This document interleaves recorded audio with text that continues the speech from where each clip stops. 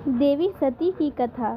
शैव पुराणों में भगवान शिव की प्रधानता के कारण शिव को परम तत्व तथा शक्ति को उनकी अनुगामिनी बताया गया है।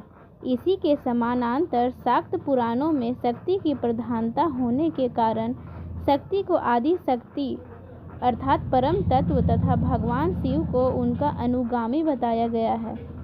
पुराणों के अनुसार एक बार प्रजापति दक्ष ने विष्णु मूर्ति के अभिषेक के लिए सती को बहनों सहित वन भेजा था। तदुपरांत सती को वहां एक रुद्राक्ष मिलता है।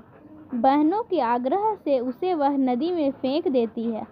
फिर मूर्ति अभिषेक होता है, परंतु विष्णु मूर्ति में शिवलिंग न होने के कारण मूर्ति मंदिर में प्रवेश नहीं कर पाती है। तब दक्ष नारायणी यज्ञ करने का निश्चय करते हैं। उसके सफल होने के लिए सती बहनों सहित 108 परिजात के फूल लेने के लिए वन जाती है। तभी उसकी दधीची से भेंट होती है और फिर दधीची सती को मूर्ति मंदिर में प्रवेश न होने के कारण बताते हैं। फिर मूर्तिकार से शिवलिंग लेकर सती उस अपूर्ण मूर्ति पर रख देती है। इससे विष्णु मूर्ति निर्विघ्न मंदिर में प्रवेश कर जाती है। शिवलिंग को देख दक्ष प्रजापति को बहुत क्रोध आता है। फिर दक्ष सती पर क्रोधित होकर उसे प्रायश्चित करने के लिए 1,00,000 कमलों के फूलों पर विष्णु नाम लिखने का आदेश देता है। सती द्वारा यह आदेश पूर्ण किया जाता है और कमल के फूलों पर शिव नाम देखकर दक्ष को और क्रोध आता है, पर वह शिव की माया समझकर सती को क्षमा कर देता है। तदुपरांत दक्ष का महामंडल की बैठक आरंभ करता है और उसमें शिव को आमंत्रित करता है और उनका अपमान करके दक्ष अपूजनीय होने का शिव को श्राप दे देता है। उसके बाद फिर नंदा व्रत का अनुष्ठान करके सती शिव को प्रसन्न कर देती है। फिर ब्रह्मा की आज्ञा पर दक्ष शिव का विवाह अपनी पुत्री सती के साथ करा देता है। श्रीमद् भागवत पुराण में अपेक्षाकृत तटस्थ वर्णन है। इसमें दक्ष की स्वयंभू मानुकी पुत्री प्रसूति के गर्भ से 16 कन्याओं के जन्म की बात कही गई है। देवी पुराण में 14 कन्याओं का उल्लेख हुआ है तथा शिव पुराण में दक्ष की 60 कन्याओं का उल्लेख हुआ है, जिनमें से 27 का विवाह चंद्रमा से हुआ था। इन कन्याओं में से एक सती भी थी। शिव पुराण के अनुसार ब्रह्मा जी को भी भगवान शिव के विवाह की चिंता हुई थी, तो ब्रह्मा जी ने भगवान विष्णु जी को प्रसन्न किया। तो भगवान विष्णु प्रसन्न होकर ब्रह्मा जी को बताते हैं कि यदि भगवान शिव का विवाह करवाना है तो देवी शिवा की आराधना कीजिए। उन्होंने बताया कि दक्ष से कहिए कि वह भगवती शिवा की तपस्या करे और उन्हें प्रसन्न करके अपनी पुत्री होने का वरदान मांगे। यदि देवी शिवा प्रसन्न हो जाएगी तो सारे काम सफल हो जाएंगे। उनके कथनानुसार ब्रह्मा जी ने दक्ष से भगवती शिवा की तपस्या करने को कहा और प्रजापति दक्ष ने देवी शिवा की घोर तपस्या की। उनकी तपस्या से प्रसन्न होकर शिवा ने उन्हें वरदान दिया कि मैं आपकी पुत्री के रूप में जन्म लूंगी। मैं तो सभी जन्मों में भगवान शिव की दासी हूँ, अतः मैं स्वयं भगवान शिव की तपस्या करके उन्हें प्रसन्न करूंगी और उनकी पत्नी बनूंगी। साथ ही उन्होंने दक्ष से यह भी कहा कि जब आपका आदर मेरे प्रति कम हो जाएगा तब उसी समय मैं अपने शरीर को त्याग दूंगी, अपने स्वरूप में लीन हो जाऊंगी अथवा दूसरा शरीर धारण कर लूंगी। प्रत्येक सर्ग या कल्प के लिए दक्ष को उन्होंने यह वरदान दे दिया।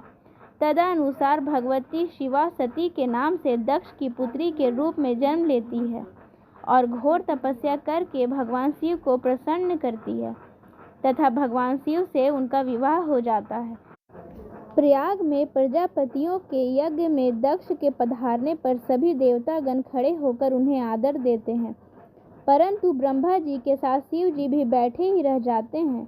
लौकिक बुद्धि से भगवान शिव को अपना जामाता अर्थात पुत्र समान मानने के कारण दक्ष उनके खड़े न होकर अपने प्रति आदर प्रकट न करने के कारण अपना अपमान महसूस करते हैं और इसी कारण दक्ष शिव को बहुत से अधिक कटु शब्दों के साथ अपमान करते हैं और कटु शब्दों के प्रयोग करने के साथ साथ उन्हें यज्ञ में भाग लेने से वंचित कर देते हैं। इसी के बाद दक्ष और भगवान शिव में मनोमालिन्य उत्पन्न हो जाता है। तत्पश्चात अपनी राजधानी कनखल में दक्ष के द्वारा एक विराट यज्ञ का आयोजन किया जाता है, जिसमें उन्होंने न तो भगवान शिव को आमंत्रित किया और न ही अपनी पुत्री सती को। सती ने रोहिणी को चंद्रमा के साथ विमान से जाते देखा और सखी के द्वारा यह पता चलने पर कि उनके पिता के यहाँ बहुत बड़ा यज्ञ हो रहा है, यह जानकर वह बहुत दुखी होती है और वह भगवान शिव से वहाँ पर जाने की अनुमति मांगती है, जिसके पश्चात भगवान शिव अपने गणों के साथ उन्हें वहाँ जाने की आज्ञा दे देते हैं। परंतु वहाँ जाकर भगवान शिव का यज्ञ भाग न देखकर सती ने घोर आपत्ति जताई और दक्ष के द्वारा अपने तथा उनके पति भगवान शिव के प्रति भी घोर अपमानजनक बातें कहने के कारण सती ने योग्याग्नि से अपने शरीर को भस्म कर डाला। शिव गणों के द्वारा उत्पात मचाए जाने पर भृगु ऋषि ने दक्षिणाग्नि में आहुति दी और उससे उत्पन्न ऋभु नामक देवताओं ने शिव गणों को भगा दिया। इस समाचार से अत्यंत कुपित भगवान शिव ने अपनी जटा से वीरभद्र को उत्पन्न किया और वीरभद्र ने अपने गण सहित ऋषियों को यथा योग्य दंड दिया और दक्ष के यज्ञ का विध्वंस कर डाला। शिव के विरोधी ऋषियों और देवताओं को उन्होंने कठोर दंड दिया तथा दक्ष के सिर को काटकर हवन कुंड में जला डाला।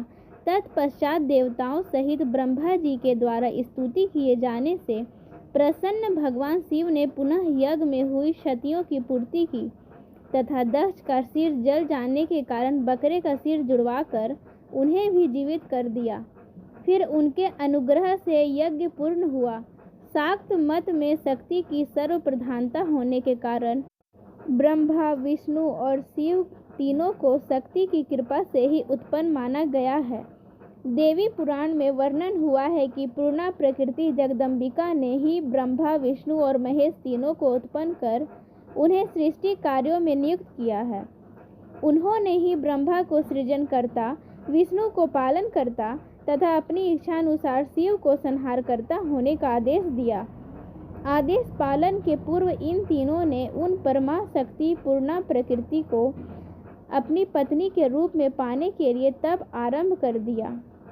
जगदम्बिका द्वारा परीक्षण में असफल होने के कारण ब्रह्मा एवं विष्णु को पूर्णा प्रकृति अंश रूप में पत्नी बनकर प्राप्त हुई तथा भगवान शिव की तपस्या से परम प्रसन्न होकर जगदम्बिका ने स्वयं जन्म लेकर उनकी पत्नी बनने का आश्वासन दिया।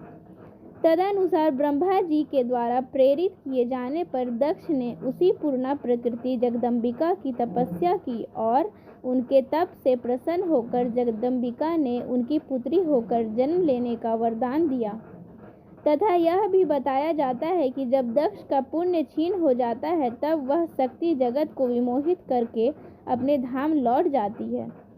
उक्त वरदान के अनुरूप पूर्णा प्रकृति ने सती के नाम से दक्ष की पुत्री रूप में जन्म ग्रहण किया और उसके विवाह योग्य होने पर दक्ष ने उसके विवाह का विचार किया। दक्ष अपनी लौकिक बुद्धि से भगवान शिव के प्रभाव को न समझने के कारण उनके वेश को अमर्यादित मानते हुए और उन्हें किसी प्रकार की सती के योग्य वर नहीं मांगते थे। अतः उन्होंने विचार कर भगवान शिव से शून्य स्वयंवर सभा का आयोजन किया और सती से आग्रह किया कि वे अपनी पसंद के अनुसार वर चुन ले। देवी सती भगवान शिव को उपस्थित न देखकर सती ने शिवाय नमः कहकर वरमाला पृथ्वी पर डाल दी तथा महेश्वर शिव स्वयं उपस्थित होकर उस वरमाला को ग्रहण कर लेते हैं। सती को अपनी पत्नी बनाकर कैलाश उन्हें ले जाते हैं। दक्ष बहुत दुखी होता है। अपनी इच्छा के विरुद्ध सती के द्वारा शिव को पति चुन लिए जाने से दक्ष का मन उन दोनों के प्रति क्षोभ से भर जाता है। इसीलिए बाद में अपनी राजधानी पर आयोजित विराट यज्ञ में दक्ष ने शिव एवं सती को आमंत्रित नहीं किया। फिर भी सती ने अपने पिता के यज्ञ में जाने का हठ किया और शिव जी के द्वारा बार बार रोकने पर अत्यंत कुपित होकर उन्हें अपना भयानक रूप दिखाया। इससे भयाक्रांत होकर शिव जी के भागने का वर्णन होता है। और देवी जगदम्बिका के 10 रूपों को दिखाने का भी वर्णन मिलता है। फिर शिव जी के पूछने पर उन्होंने अपने 10 रूपों का परिचय देती हैं। फिर शिव जी द्वारा क्षमा याचना करने के पश्चात पूर्णा प्रकृति मुस्कुराकर अपने पिता दक्ष के यज्ञ में जाने को उत्सुक होती हैं। तब शिव जी अपने गणों को कहकर देवी के साथ वे भी उनके पिता के यहाँ जाते हैं।